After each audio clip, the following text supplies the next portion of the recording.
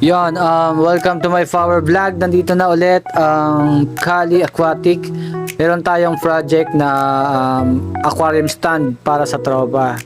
Yan, tamang ano ako dyan, sinit-sinit.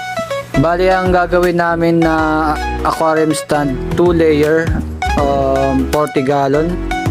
40 plus gallon yan. Sakto para sa mga balon molly na kukunin ng ating tropa kasi kukuha siya ng balon molly at mga guppies. Bali assorted ang kukunin ng ating kahabi dahil napakagandang tignan yung mga molly sa guppy halo-halo pag nasa malaking tank sila. Lalo na kasi nanganak lang yan, pabayaan mo lang sa aquarium, kusa lang mga anak.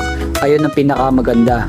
At yun na nga, bumili na ang tropa natin ng styro para sa gagamitin. At kinuha na natin yung aquarium na ginawa din natin yan para sa ating stand. Yan, sukat na. Tamang pahinga muna mga tropa natin, mga kahabi. Yan. At yan na nga, natapos na rin at na-set up na ng ating kahabi. Bali, simple lang muna daw yung gawa niya sa ngayon. Sa mga magpapagawa, PM nyo lang ako, Kali Aquatic. Meron tayong dating account, Kali Backyard. Pero sa Aquatic kayo mag-chat. Available tayo sa balon molly, aquatic plant, stand, marami pang iba. Bye-bye!